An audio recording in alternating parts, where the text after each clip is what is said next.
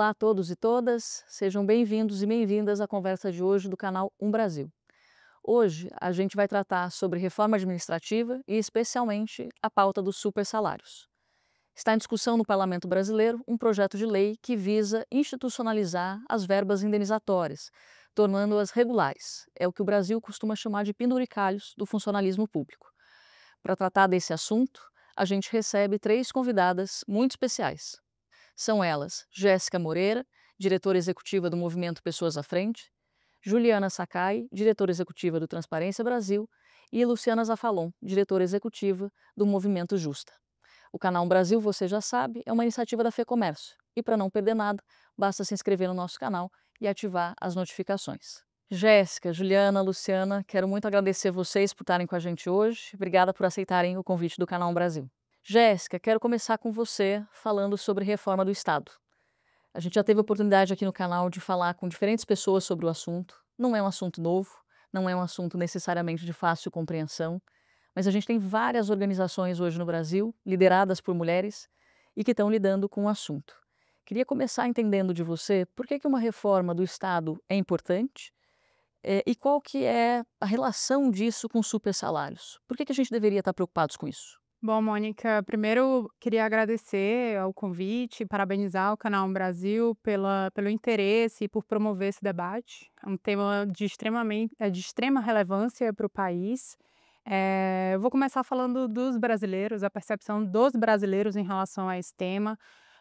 A cada 4 brasileiros acreditam que os servidores públicos, em geral, ganham supersalários. Esse é um dado, de uma pesquisa Datafolha de 2023, e que é um dado muito preocupante, porque a realidade do serviço público não é essa.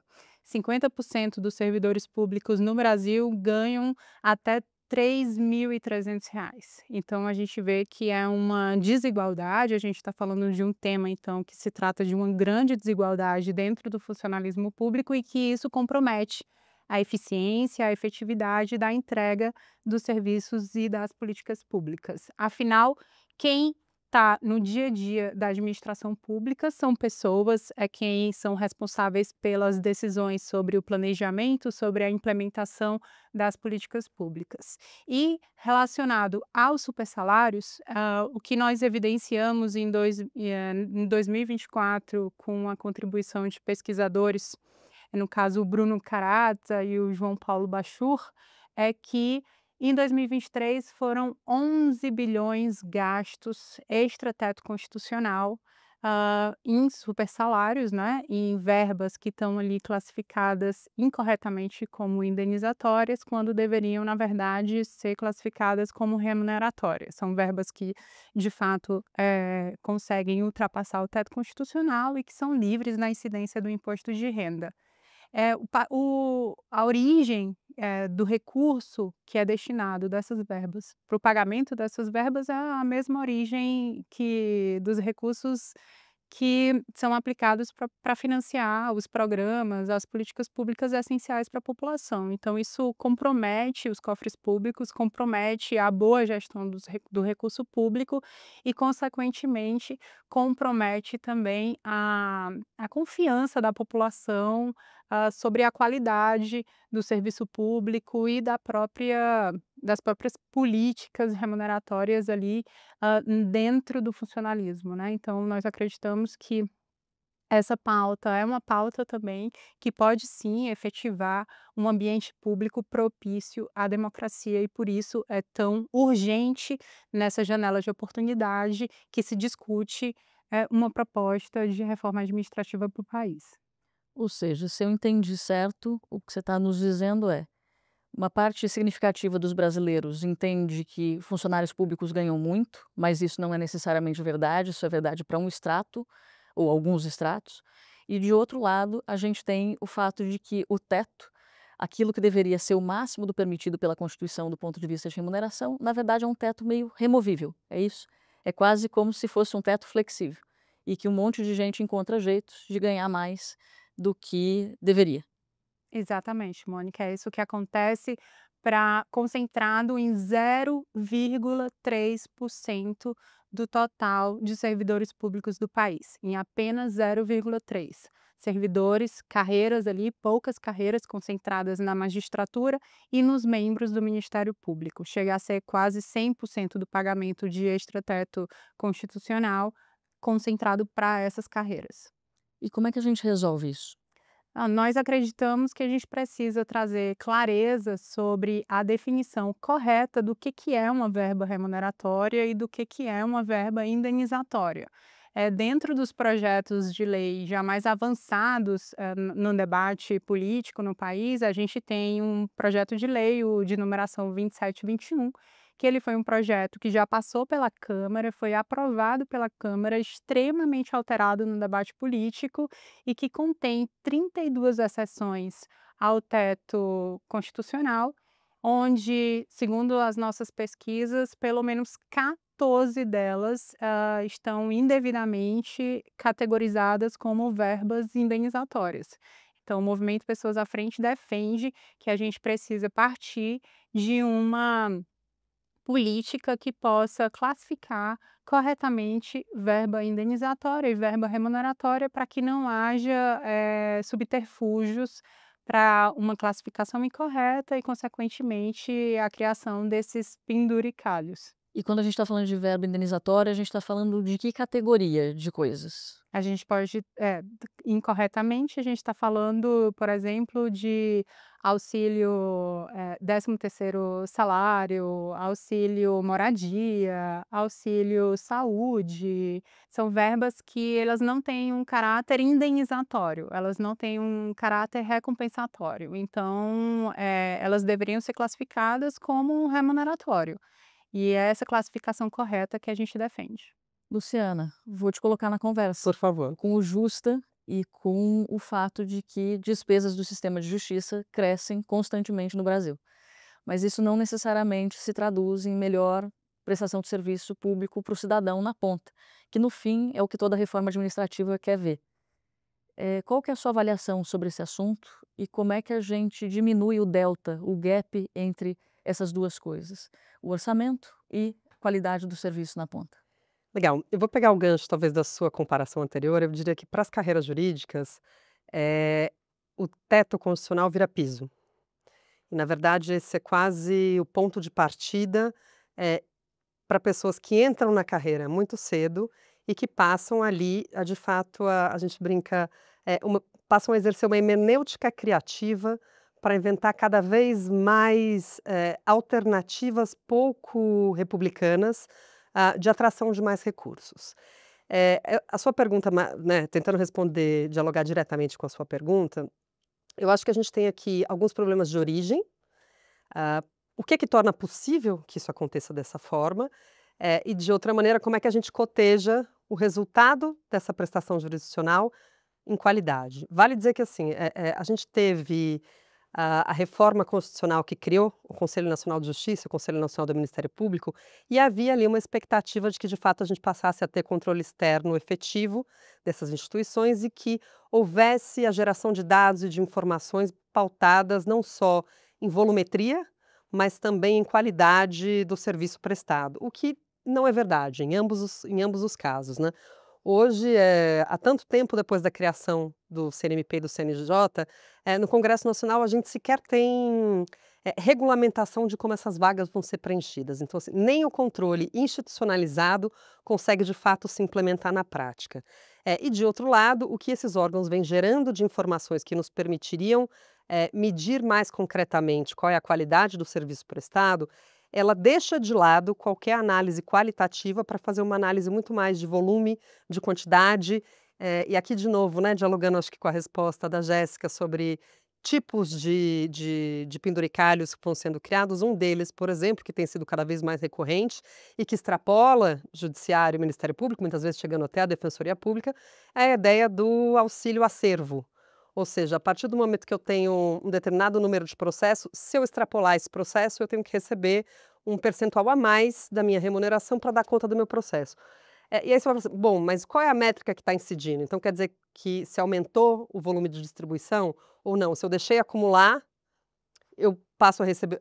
Não existe uma métrica que traga razoabilidade para a organização, para a gestão da racionalidade dos recursos com a racionalidade do trabalho, e muito menos com a qualidade da prestação do serviço que está sendo ofertado para a população de forma geral. Agora, vale dizer também que eu acho que a gente tem uma grande questão que é o fato gerador disso tudo, né? Quando a gente fala de distribuição de orçamento, a gente não tem só um mapa de recursos, a gente também tem um mapa de poder, né? Quem consegue mais orçamento é quem tem mais poder na disputa pelo recurso público. E aqui, bem ou mal, a gente está falando das carreiras que são responsáveis pelos checks and balances, né? São os freios e contrapesos, cabem às carreiras jurídicas do nosso desenho democrático. E de que maneira, muitas vezes, a negociação de orçamento serve para neutralizar a atuação do Ministério Público, da Defensoria e do Poder Judiciário. Eu acho que isso é um ponto relevante para a gente trazer para jogo e entender como é que essa equação fecha. O que você quer dizer é que muitas vezes tem um toma lá da cá. Sim. A gente favorece determinadas carreiras, garantindo que isso vai gerar proteção para determinados poderes, por exemplo. Exato, e um dos dados que o Justa analisa é a abertura de créditos adicionais para as carreiras jurídicas. Então, seja pela Constituição Federal, seja pelas constituições estaduais, a regra do jogo é clara. Cabe ao Executivo propor a distribuição do orçamento e cabe ao Legislativo aprová-la, né? Seja no orçamento ordinário, seja na aprovação da lei orçamentária anual, seja no remanejamento, ou seja, na abertura de créditos adicionais. O que tem acontecido regularmente como praxe? Todo ano, as leis orçamentárias anuais, país afora, são aprovadas com seções específicas que permitem aos governos remanejar um percentual do orçamento sem passar pelas assembleias legislativas. Na prática, as assembleias estão dando um cheque em branco para que os governos redistribuam parte do orçamento sem passar pelo legislativo. E a gente passa a ter uma negociação de recursos acontecendo a portas fechadas entre o tomador da decisão e aquele que pode fiscalizá-lo e responsabilizá-lo. E aqui a gente tem um grande problema no nosso desenho democrático que precisa de atenção para a gente superar. Juliana, queria checar com você dados e informações, porque parte disso tudo que a gente conversou aqui não necessariamente é de fácil compreensão para o cidadão comum. A gente não tem, me parece, uma plataforma em que você possa acompanhar com transparência e com parâmetros de fácil entendimento esse tipo de remuneração, os penduricalhos, quem deveria estar ganhando o quê e quem está ganhando o quê no fim do dia. Queria que você comentasse com a gente por que dado e informação é importante nesse caso, o que a gente já tem organizado e o quão perto ou longe o Brasil está de colocar a luz sobre esse tipo de questão. Obrigada, Mônica. Bom, em primeiro lugar, assim, a questão da transparência, né, a gente pode falar, em primeiro lugar, de informações que são disponibilizadas por lei, mas que muitas vezes não estão organizadas. Então, uma informação solta, ela não necessariamente significa que vai dar transparência, porque eu só posso realmente ter transparência a partir do momento que eu tenho um conhecimento ali por trás, né, que eu consigo usar essa informação para alguma coisa mais específica. Então, se eu tenho um dado escondido em algum lugar que eu tenho que ir e pegar ou ter um trabalho muito grande de organizar, né, você já está imputando à sociedade, né, a quem deveria receber essas contas, um trabalho muito grande para entender toda essa informação. Então, o que a gente tem hoje sobre salários? A gente tem um painel do CNJ, né, que organiza dados do judiciário. Então, ali você consegue checar algumas informações, né, existem os dados do contra-cheques. Mas a gente não tem esses dados em formato aberto completamente. Então, se eu quero fazer uma análise a longo prazo, fazer comparações, isso já fica um pouco mais difícil. Então, uma das coisas que a Transparência Brasil faz é justamente coletar, organizar e abrir, como a gente chama, esses dados para que jornalistas, outros pesquisadores possam usar. Então, a gente pode baixar facilmente esses dados, esses pacotes de dados e avaliar essa informação, né? Então, ela já, assim, de alguma forma, o judiciário, ele traz isso. Agora, o Ministério Público, por outro lado, ele não organiza, né, o dado dessa maneira. O que ele faz? Ele diz que cada Ministério Público, né, e cada estado tem o seu, você tem ainda o federal, né, tem outros, né, ministérios públicos, cada um cada site vai disponibilizar a sua informação. Então, no final das contas, a gente tem que ir atrás de cada site, a gente constrói um robozinho para coletar esse dado e todo mês, porque todo mês tem pagamento, a gente atualiza essa informação no banco de dados, né? Acontece que alguns portais se esforçam para dificultar o acesso a essa informação. Então, por exemplo, se eu colocar um CAPTCHA, eu impeço que um robô possa coletar essa informação de forma automatizada. Tem que fazer na mão. Tem que fazer na mão, uma pessoa tem que ir lá e fazer na mão. Então, em alguns casos, a gente abriu mão de fazer isso, justamente porque é muito trabalhoso todo mês ter alguém ali fazendo em 14 sites, mais ou menos, né, do Ministério Público. Mas o que a gente começa a ver? Que quando a gente não faz isso, né, a gente beneficia justamente os ministérios públicos que são mais opacos. Então a gente falou, poxa, não, pera, a gente está todo mundo aqui discutindo, querendo saber desses dados. Vamos fazer um esforço para coletar. Então a gente vai lá e coleta manualmente. Então, numa primeira fase, você ter esses dados abertos é uma questão. Agora, a segunda questão é qual é a qualidade dessa informação. O que a gente descobriu, né? Quando a gente vai falar, por exemplo, do PL dos supersalários, tem ali 32 categorias, mas como que você consegue ver o quanto que vai impactar exatamente? A gente, olhando os dados, identificou mais de 3.000 categorias diferentes. Para a mesma função. Então, são 3.000 categorias. E aí, você precisa reclassificar, você precisa padronizar esse dado. Então, você tornar esse dado um dado de qualidade, útil, para gerar uma informação mais precisa, justamente toma trabalho. E aí, esse foi o grande trabalho, quer dizer, pegar 3.300 categorias para sistematizar em 60. Então, a gente chegou em 60 categorias e conseguiu identificar dessas 60, 19 que estão ali no PL de supersalários e estimar de uma forma um pouco mais precisa o impacto que ele teria se fosse aprovado. Mas aí você vê que esse é um trabalho tortuoso, né? É um trabalho que, assim, é muito tempo de pessoas coletando primeiro a informação, organizando e classificando, para aí sim agora a gente ter, né, um dado sobre o qual trabalhar. Então, assim, isso acaba tornando muito difícil, né, para a sociedade civil ficar acompanhando, né, informações. Então, do dado que é soltado ali para você conseguir mapear, padronizar e dar uma visão geral para todo mundo, né, são passos muito longos. E nós não temos, portanto, uma legislação que os obrigue, Judiciário ou Ministério Público, a fazer essa padronização. O que acontece? O CNJ tem a sua regulação, o CNMP tem a sua regulação. Mas aí e eles inclusive dão tabelas, falam como que deve ser colocado. Só que eles não fazem a checagem desse dado. Você tem, mesmo no CNJ que disponibiliza o dado ali para consulta, em uma série de lugares que somam R$ 1,5 bilhão entradas de texto, entradas de números onde devia ser texto. Então, para R$ 1,5 bilhão de reais, eu não sei o que na verdade, para que está sendo pago aquilo. Exatamente. Então a gente criou uma rubrica que é opaca, porque a gente não consegue ter informação a respeito disso, né?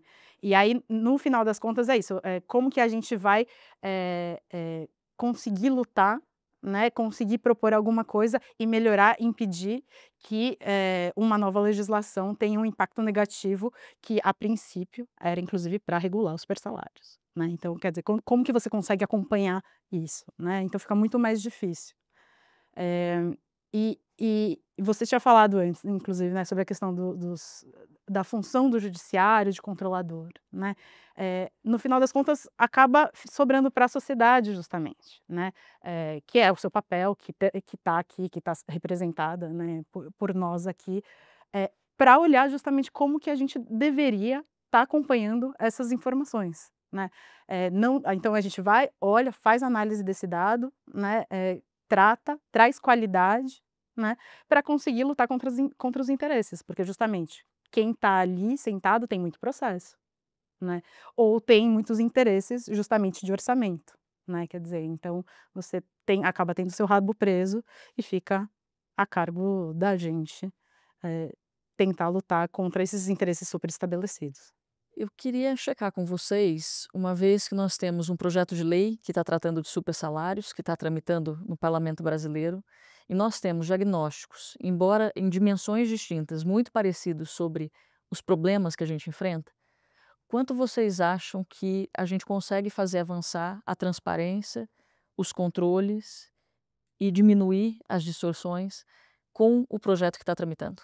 Com o projeto que está tramitando, a gente não consegue, né? Com o 27 e 21, a nossa posição é uma posição contrária. Inclusive, nós fazemos parte de uma coalizão de outras 10 organizações da sociedade civil que nos posicionamos abertamente ao público numa posição contrária a esse projeto, que de fato ele não é um PL que trata sobre supersalários, ele é um PL que trata sobre penduricalhos. Então, não é uma alternativa para o país. A gente quer, inclusive, a gente percebe um compromisso no debate público, né, das lideranças que vêm ao público falar que esse é um tema que será endereçado, e a gente espera que essa não seja uma alternativa, porque já há mais do que dados e evidências que mostram que ele é um projeto que pode, na verdade, institucionalizar O penduricalho. os penduricalhos, muitos desses que são e que eu acredito que afeta a dificuldade, na questão de transparência, porque são criados por ato normativo, muitos desses. A gente perdeu no debate da PEC 45 no fim do ano passado a possibilidade de criar, essas verbas por lei ordinária, aliás, por lei complementar, e agora é possível criar por lei ordinária, o que exige um menor quórum, né, legislativo. Então, o Brasil precisa de um novo projeto, de uma nova alternativa. Vale repetir que a Câmara aprovou esse projeto e agora está no Senado, e a gente não pode não pode deixar com que ele avance. Eu acho que é interessante notar ainda que mesmo as próprias regulações do Ministério Público ou do Judiciário não são cumpridas, né, muitas vezes. Então, acho que o maior problema hoje dos supersalários, né, como a Jéssica mencionou, é essa capacidade de, por ato normativo, você internamente, decidir o que a própria classe pode, ganhar, né. Então o judiciário vai decidir que isso aqui é um benefício, indenizatório, e não vai entrar na conta do teto, né. Mas olha só que curioso, o Ministério Público determinou, né, que por resolução própria, de acordo com a Lei de Acesso à Informação, que haja publicação nominal dos seus contra-cheques. Hoje a gente tem 3 ministérios públicos estaduais que não fazem essa publicação. A gente entrou com uma denúncia na ouvidoria do CNMP, e a ouvidora geral disse que estava tudo bem, né. Então assim, existe uma regulação deles mesmos, existe uma tentativa de mudar essa regulação, de enfraquecer essa regulação, né. O Ministério Público, ao regulamentar a Lei Geral de Proteção de Dados, exige hoje que o cidadão se identifique para consultar os contra-cheques, né, que é pra dizer o quê? Que na verdade não são eles que devem ser monitorados, mas sim o cidadão que tem a ousadia de olhar para esses contra-cheques. De se preocupar com isso e ir atrás da informação. Exatamente. E isso é claramente um cenário de você acabar, né, com, um ambiente cívico em que as pessoas, recebem ali a prestação de contas de um Estado democrático, né. Então assim, existe um ambiente de existem normas que não são cumpridas e elas são violadas, e existe uma tentativa de piorar a transparência também, e isso é bastante preocupante. Acho que aqui a gente volta para a atribuição de cada uma das instituições, lembrando que cabe precisamente ao Ministério Público, ele é o fiscal da lei, né, ele é o órgão responsável pelo cumprimento das leis e é quem está primeiro descumprindo. Agora, tentando retomar a sua pergunta original, como é que está a nossa possibilidade de avanço, concordo rigorosamente com a Jéssica, a gente está junto nessa construção contra o PL, mas eu acho que a gente tem uma janela de oportunidade diante de um debate ampliado sobre a racionalidade dos investimentos públicos que hoje está colocada na agenda. Quando a gente olha os dados do Justa, por exemplo, a gente está mostrando, a gente conseguiu dados, não de todos, né, de 18 estados, a gente está falando em 77 bilhões de reais por ano, onde 70% vai para folhas de pagamento das carreiras jurídicas. Assim, anualmente, com menos da totalidade de estados, a gente está gastando quase 80 bilhões de reais, sendo que 70% disso vai para folha de pagamentos. Isso precisa vir à tona. E a gente também tenta fazer uma comparação entre o crescimento do orçamento. como é que está se comportando o orçamento dos estados e o orçamento das suas instituições de justiça. E é, assim, muito consistente, e ampla a realidade de as instituições de justiça têm um crescimento muito maior dos seus orçamentos do que o orçamento geral do estado. Então, assim, essa é uma irracionalidade que precisa ter fim. E aqui eu acho que a gente entra num ponto muito sensível, dessa discussão, que é, a gente não fala disso, mas essas carreiras jurídicas, elas passam por permanentes processos eleitorais. Diferente das eleições públicas de outras instituições, as instituições, as eleições internas das carreiras jurídicas, apesar de públicas, são tratadas como privadas. Então, a gente tem permanentes processos eleitorais acontecendo dentro das carreiras jurídicas, para a chefia da carreira, para o órgão normativo da carreira, para a corregedoria da carreira, para a escola da carreira.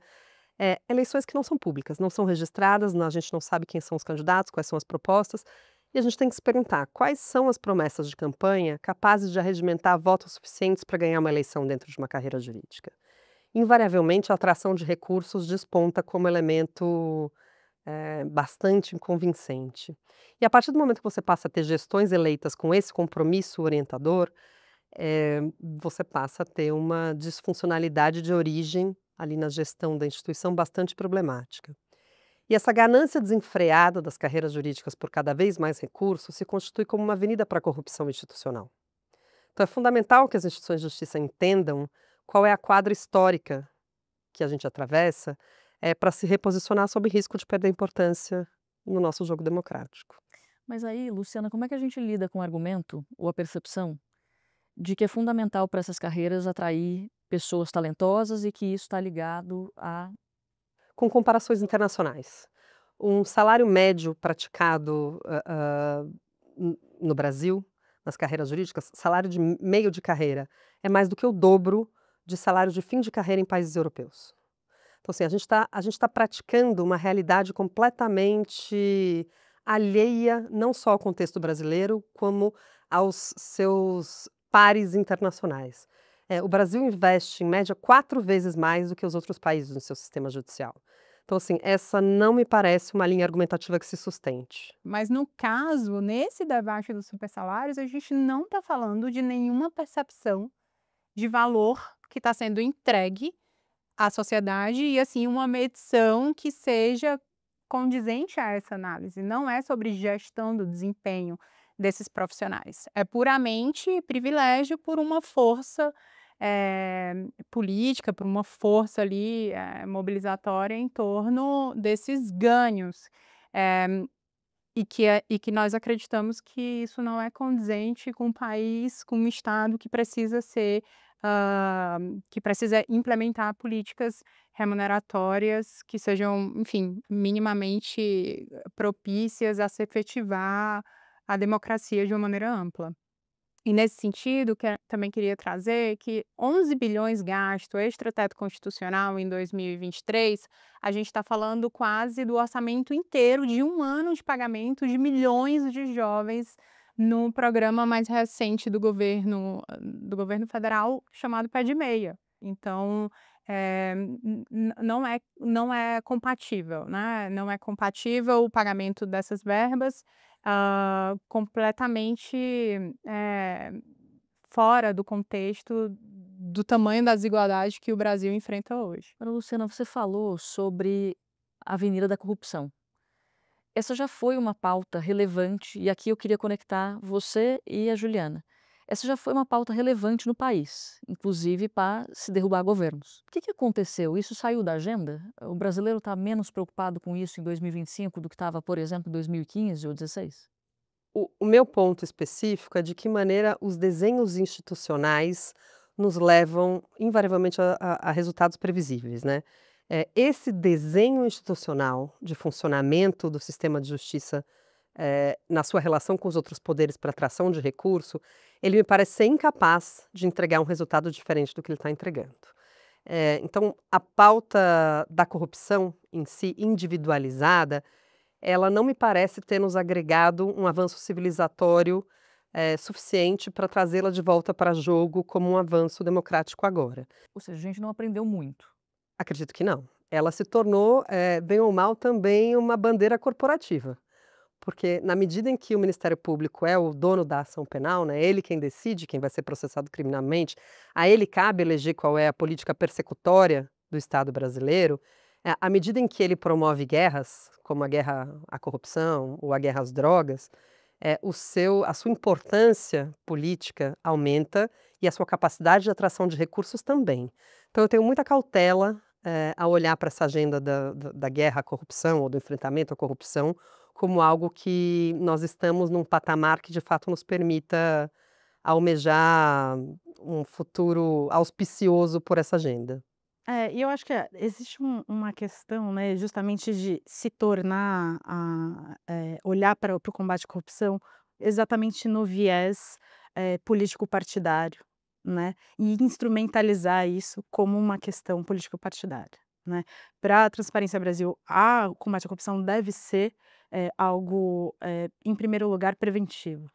Né, então a gente deve trabalhar transparência, mas são coisas muito menos sexy, muitas vezes, do que justamente abrir, né, o Ministério Público abrir, todo um trabalho gigantesco para pegar determinados políticos, porque aí sim, né, você, levanta um senso de moralidade, levanta um senso de justiça de pessoas que estão ali todo dia pagando seus impostos versus políticos que estão se, né, passando a mão no seu dinheiro.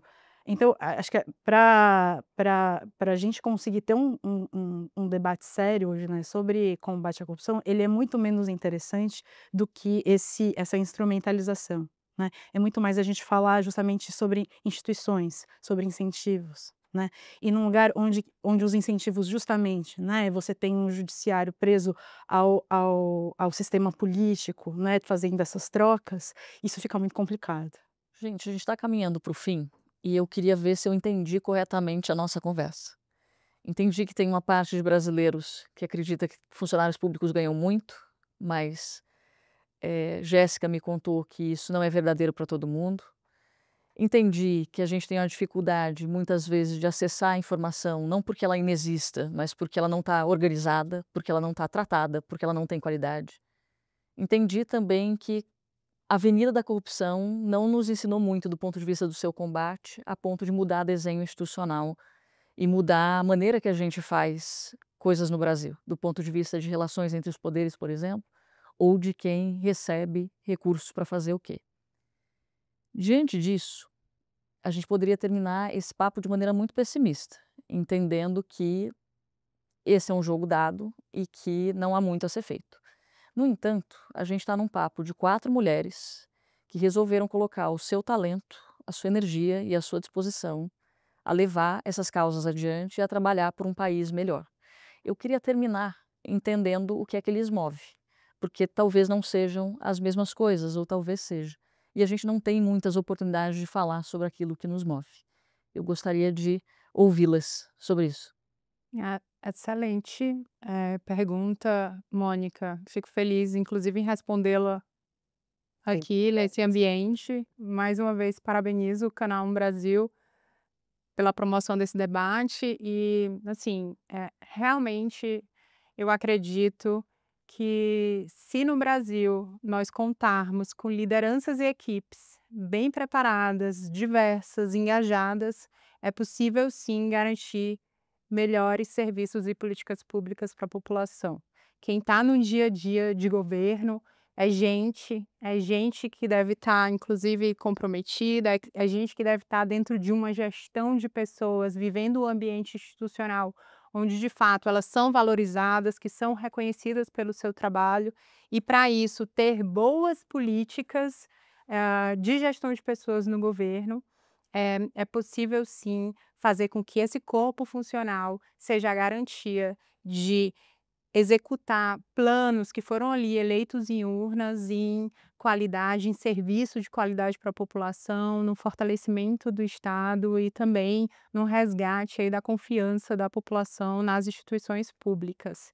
Então, temos uma grande janela de oportunidade nesse momento, estamos aqui em junho de 2025, onde há no debate político um grupo de trabalho criado para se pensar um texto de reforma administrativa e eu desejo fortemente coragem e compromisso com o Brasil de todos os envolvidos para a gente conseguir transformar essa realidade. Grupo de trabalho que está na Câmara. Grupo de trabalho na Câmara dos Deputados.